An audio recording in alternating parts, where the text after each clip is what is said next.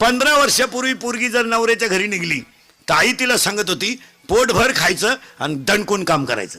तक्रार आली तर तू येईन मी येईन.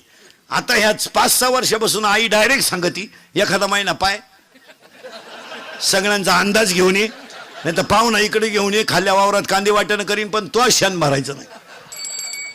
इतक्या धरी कीर्तनात बसलेली तुझ्या पोरीचा तुझा फक्त 4 दिवस फोन नाही, फक्त बोटवर कर. आजचं पाकिट देतो मी तुला, कर बोट. तुला काम नाही का काय दुसरं? तिकडे मर ना, कांद्यात रॉप चिंबट ना, दुसऱ्याची घर का आलं बिगडी ती.